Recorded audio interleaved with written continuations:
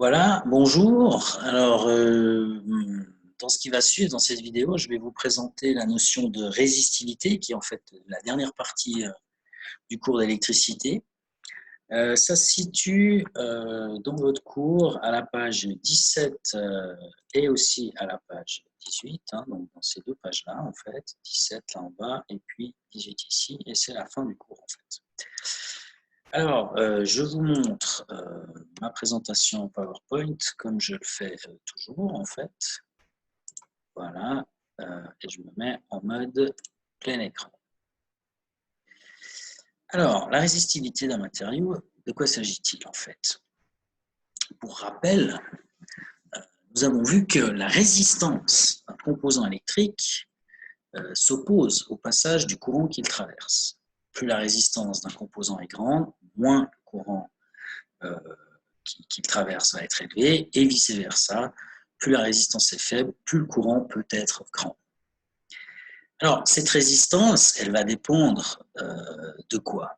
La résistance d'un composant électrique, elle va dépendre du matériau dont il est constitué. Si par exemple, vous prenez un fil en laine ou un fil en cuivre, même s'ils ont exactement les mêmes dimensions, eh bien, le fil de cuivre, étant donné qu'il est en cuivre et que le cuivre c'est un métal, il va beaucoup mieux conduire l'électricité qu'un fil de laine. Donc, ils n'auront pas la même résistance, parce que justement, cette résistance va dépendre du fait que l'un est en cuivre et l'autre est en laine. Donc, pour résumer, certaines matières conduisent bien l'électricité, les métaux, le cuivre, l'argent, l'or, etc. Et puis d'autres conduisent mal l'électricité, c'est la différence entre les conducteurs et les isolants. Alors, la résistivité, à ne pas confondre avec la résistance. La résistivité, qu'on note avec la lettre grecque ρ, ρ c'est le R en grec en fait, c'est la propriété d'un matériau à plus ou moins bien conduire l'électricité. C'est une grandeur qui se mesure en ohms fois mètre, et on va voir quelle est son importance tout de suite. Par exemple, si on considère donc un fil électrique, qu'est-ce que c'est? En fait, c'est un objet qui a une forme de cylindre. En fait, c'est un cylindre où la longueur du fil représente la hauteur du cylindre. Et puis un cylindre, il y a une autre caractéristique qui est la surface de sa base. Et la surface de sa base, elle est liée au diamètre en fait, de la base, et donc aussi au rayon. Il y a le diamètre.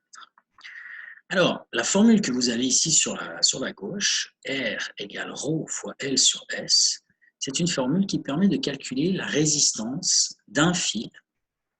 Mais pour cela, il faut connaître ses dimensions, c'est-à-dire sa longueur, qui représente la hauteur du cylindre, la section, la surface en fait, de la base. En fait. On appelle ça la section parce que si vous, par exemple, vous prenez une paire de ciseaux et puis que, clac, vous venez couper un fil électrique, on appelle ça aussi sectionner un fil électrique, eh bien, ce qui va vous rester ici, c'est une surface circulaire, en fait, c'est un cercle, et donc c'est ce qu'on appelle la section, ou l'aire transversale du cylindre. Donc, comme c'est une surface, ça se mesure en mètres carrés, et pour la calculer, vu que c'est un cercle, il suffit d'appliquer la formule pour calculer la surface d'un cercle, c'est-à-dire pi fois r carré.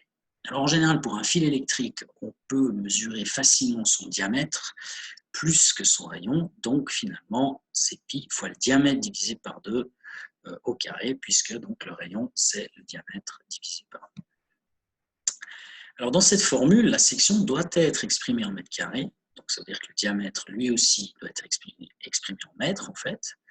Et puis donc vous voyez que dans cette formule apparaît aussi la longueur, comme je l'ai dit tout à l'heure, mais une autre grandeur qui justement est une caractéristique du matériau qui constitue le fil. Et cette grandeur, c'est justement la résistivité du matériau, qui, elle, se mesure en ohms mètres.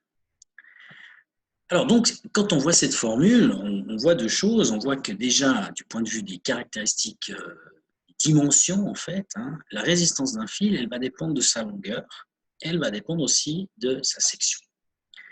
Alors bien entendu, plus un fil est long, plus sa résistance va être grande.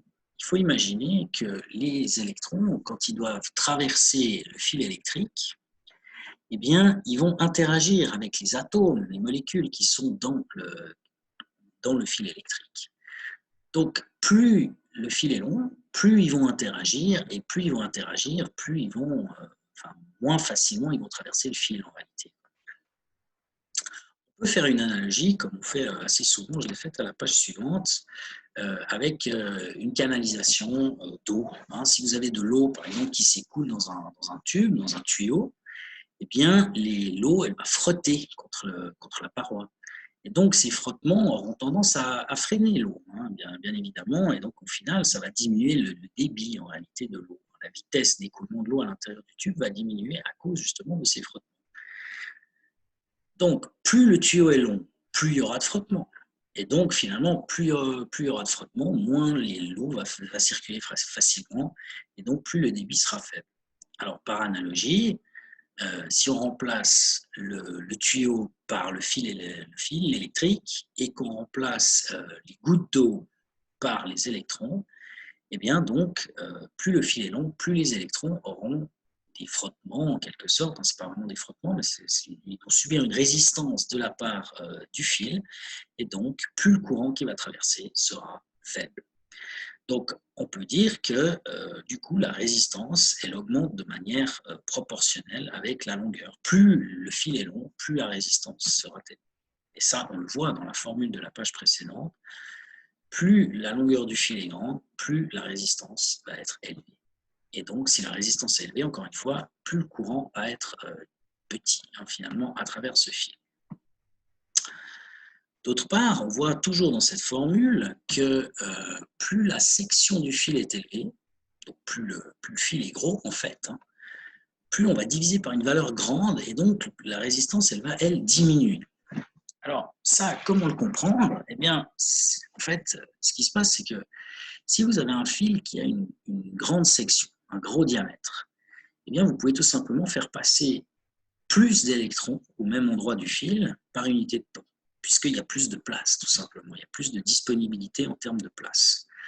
Alors du coup, comme le courant, ça mesure la quantité d'électrons qui passent à travers un fil par unité de temps, un fil ou un conducteur, hein, mais ici c'est un fil en fait, eh bien, plus le fil aura une section élevée, plus on peut faire passer d'électrons par unité de temps, et donc plus le courant sera élevé.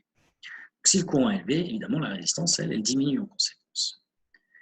Alors là encore, hein, on peut faire aussi la même chose, toujours une analogie avec ce qui se passe dans un tuyau. Plus le diamètre ou le rayon d'un tuyau est grand, plus la section est élevée. Et finalement, bon là j'ai écrit quelque chose, ainsi la proportion d'eau en contact direct avec la paroi diminue, ce qui diminue les frottements et augmente les débits.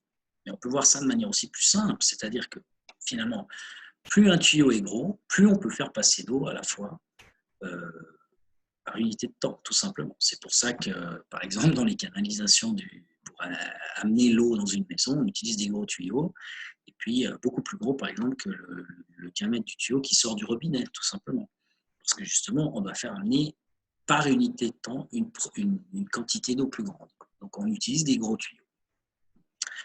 Par analogie, ici, plus la section d'un fil est élevée, plus sa résistance sera faible, et donc plus le courant électrique qui la traverse pourra être grand. Donc on a ici quelque chose qu'on dit en mathématiques, que la résistance, elle est inversement proportionnelle à la section. C'est ce qu'on voit dans la formule ici. Donc plus un fil est long, plus sa résistance est élevée, plus un fil est gros, moins sa résistance est élevée. Alors là-dedans, on voit le dernier terme hein, qui reste ici, j'en ai juste parlé, la résistivité du matériau. Qu'est-ce que c'est en fait hein? Il faut bien comprendre la résistivité du matériau, ça n'est pas une résistance. Hein. La résistance, on va parler de la résistance d'un composant électrique, mais la résistivité du matériau, c'est la résistivité de la matière. Donc c'est une caractéristique de la matière qui constitue le fil. Donc on va parler de la résistivité du cuivre, la résistivité de l'or, de l'argent, de l'alu, etc. Vraiment, il s'agit d'une matière dont on parle ici. Donc on voit que dans cette formule, la résistance d'un fil, elle dépend de ses caractéristiques géométriques, ses dimensions, mais elle dépend aussi de la matière, en fait, via la résistivité qu'on appelle ρ. Alors attention, ça ressemble un peu à un P, mais c'est une lettre grecque qui s'appelle Rho, donc ce n'est pas un P en fait. Alors qu'est-ce qu'on peut dire de ces résistivités? Je vous ai mis ici deux tableaux. Dans le cours, dans votre théorie, c'est un seul tableau qui est divisé en deux parties. Une partie avec des matériaux qui sont des conducteurs ici, et puis ici une partie avec des matériaux qui sont des isolants. Dans les conducteurs, on a l'argent, le cuivre, le fer, l'or, l'aluminium, etc. Et je vous mets ici les valeurs qui sont associées justement à ces différents matériaux.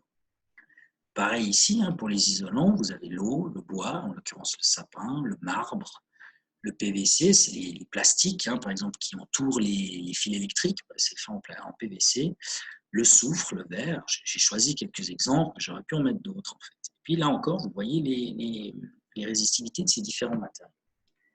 Alors qu'est-ce qu'on constate quand on voit ce tableau? Eh bien, on voit que les matériaux qui sont conducteurs, ils ont une résistivité ici, vous voyez, de l'ordre de 10 puissance moins 8. Ce sont donc des résistivités dont les valeurs sont faibles en fait. 10 puissance moins 8, ça veut dire 0,000000000 et puis après 159. Donc c'est des valeurs qui sont très très très petites.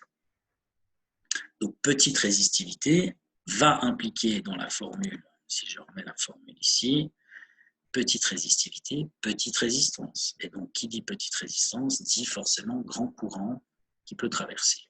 Et donc, dans les conducteurs, il y a un grand courant qui peut traverser les composants qui sont faits avec des conducteurs. C'est d'ailleurs pour ça qu'on appelle ça des conducteurs. Et puis maintenant, si on regarde au contraire les isolants, eh bien on voit que dans les isolants, les valeurs de résistivité, elles sont très très grandes. Vous voyez par exemple pour l'eau, qui est la plus petite, le plus petit des exemples, quoique le marbre aussi, qui est 10 puissance 4, mais bon, 2 fois 10 puissance 5, c'est 200 000 en fait. 200 000 comparé à 0,000000159, c'est évidemment beaucoup, beaucoup plus grand. On a des résistivités très élevées pour les isolants. Ce qui fait que comme la résistivité est élevée, dans la formule que vous avez ici vous avez une très, très, très, très grande valeur. Alors, quand on a un isolant, on a ici une très, très grande valeur, ce qui va faire grimper énormément la résistance, et comme il y a une très très très très très grande résistance, du coup il y aura un très très très très très très petit courant électrique, et en réalité ce courant il est tellement petit qu'on considère qu'il n'y en a pas en fait, il est complètement négligeable, et donc c'est pour ça qu'on appelle ça des isolants.